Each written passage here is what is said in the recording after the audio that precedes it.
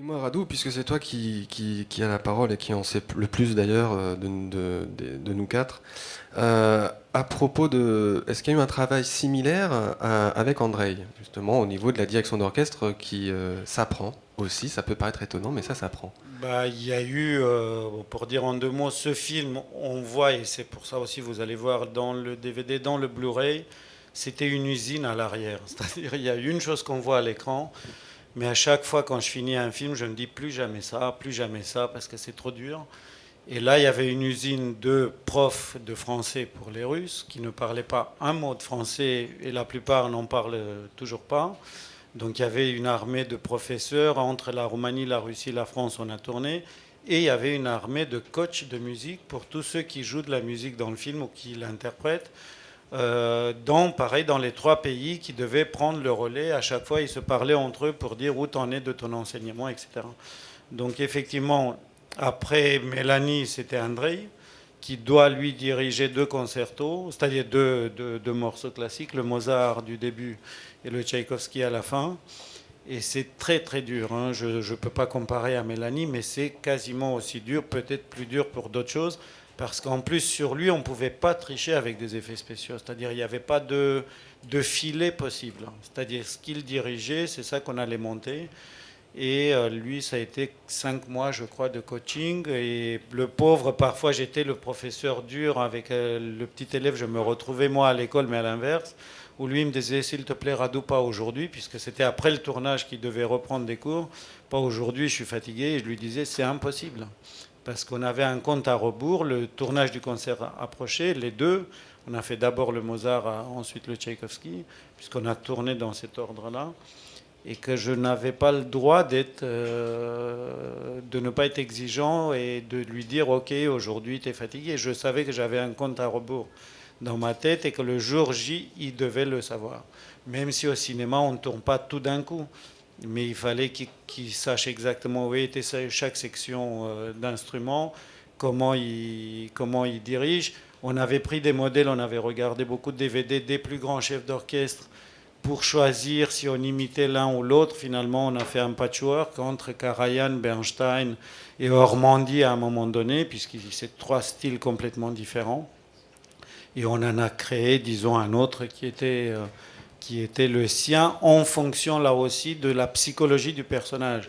Puisque le personnage, au début, étant très timide et doutant beaucoup de lui, il est plutôt Ormandy qui dirigeait d'une manière très discrète. Et doucement, doucement, il oublie sa peur et il devient un matador. Et là, il devient Karajan pour finir Bernstein quand il fait comme un spadassin le point final, presque comme s'il piquait le final du concerto, pour qu'après il redevienne un tout petit peu un petit homme de ménage qui doute de lui. Ce film-là a une petite spécificité, c'est que la scène finale dure pratiquement 12 minutes, c'est très long. Euh, Comme tu le disais tout à l'heure, ce qu'on voit très bien dans le bonus du DVD, c'est qu'il y a un nombre de personnes présentes sur cette scène assez incroyable.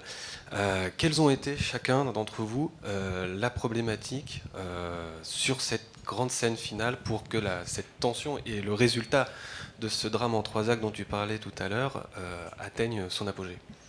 Bon, le challenge était de Radou. M'a dit, ben voilà, il faut couper le concerto, mais il ne faut pas que les musicologues s'en aperçoivent. Surtout, hein, il faut que personne critique. Donc voilà, donc c'était d'en faire 12 minutes et avec Camille Adrien. Et en plus, surtout, ce qu'il fallait, c'est en plus de ça, il fallait tomber sur les endroits où ça montait, où ça descendait. Des fois, bon, c'était impossible, mais il a fallu se battre contre Radou pour juste changer de quelque chose. Parce que c'est vraiment... c'est à la seconde près, le tournage. Et vous le verrez dans le, comment ça s'appelle, Picture in Picture, dans le Blu-ray. C'est montré tout ça, pourquoi ça devait tomber à la seconde près. Donc on a fait un tableau avec vraiment chaque instrument qui est rentré et toute l'analyse du concerto pour que ça devienne quelque chose de 12 minutes. Et que les musicologues s'en aperçoivent pas. Bon, donc ma complication après, Sarah. Quand on a écrit ce scénario et après la réalisation, je savais que tout le film pouvait être bien, mais que si ce final était raté, le souvenir du spectateur en sortant, c'était un film raté. Donc on peut tout rater dans un film, et surtout pas le final, et surtout pas un final comme ça.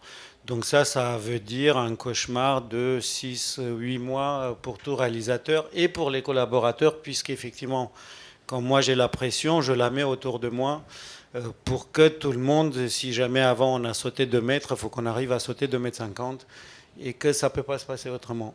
Il y a trop d'enjeux.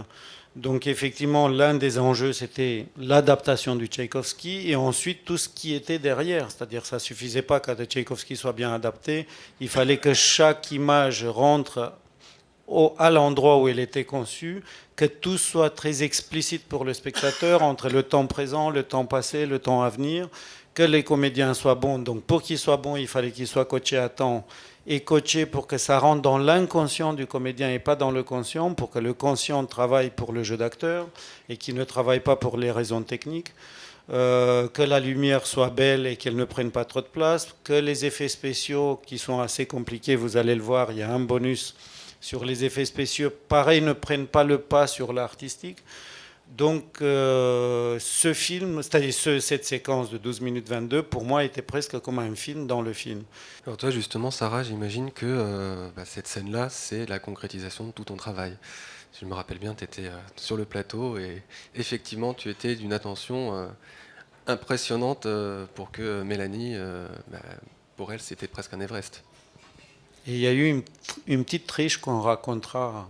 Une Ah petite triche nous Ah oui. raconte d'abord ce que Non, mais j'ai rien à rajouter. Tout a été dit. C'est juste que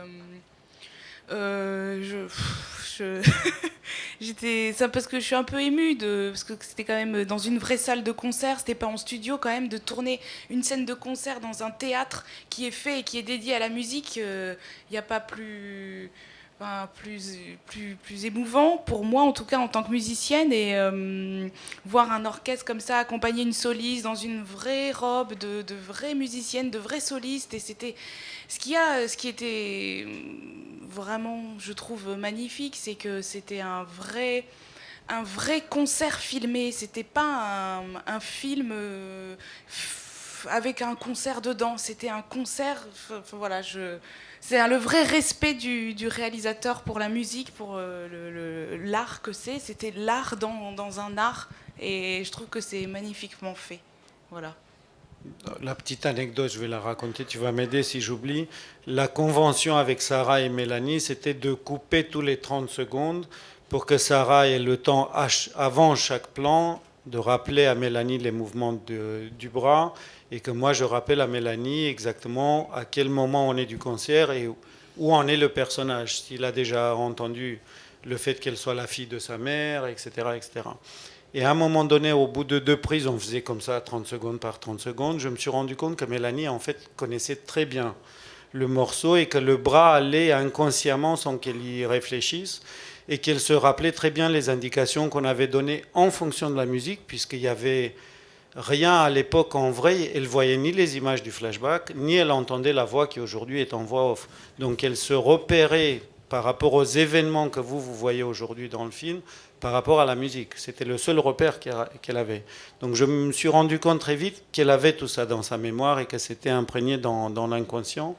Donc j'ai pris Sarah dans un coin, sans que Mélanie entende, et je lui ai dit: Sarah, crois-tu que je peux tricher et ne pas couper au bout de 30 secondes et qu'on aille quasiment jusqu'au bout? En tout cas, je voulais aller jusqu'au-delà du moment où elle apprend que c'est sa mère, Léa, et pour qu'il y ait un crescendo à l'intérieur de Mélanie. J'avais peur qu'en coupant toutes les 30 secondes, je ne la laissais pas s'enflammer, je ne la laissais pas vivre pleinement et la musique et son personnage. Donc Sarah, sans le dire à Mélanie, m'a dit: tente, essaye-le, je crois qu'elle sait très bien tout, que je n'ai pas besoin de lui rappeler tout le temps. Et donc sans le dire à Mélanie, je n'ai pas coupé. J'avais peur qu'elle coupe elle-même, de peur de ne pas savoir, mais elle a eu cette intelligence et générosité de ne pas le faire. Et effectivement, le fait de continuer ce crescendo de Tchaïkovski, plus ce théâtre qui est magnifique, plus l'orchestre qui était à côté, plus le public, ont fait que le miracle se soit produit. Elle avait juste l'indication: ne lâche pas l'émotion, c'est-à-dire ne commence pas à pleurer tout de suite si tu as envie de pleurer, retiens, parce que ça sera plus beau de voir quelqu'un qui retient, vu qu'une violoniste ne peut pas pleurer devant des spectateurs. Et donc ce mélange de toutes ces informations, de son émotion qui était incroyable, puisqu'elle vivait l'apogée des mois de travail, de mois d'angoisse, de peur. Donc ça, je crois, ce miracle-là se voit à l'écran.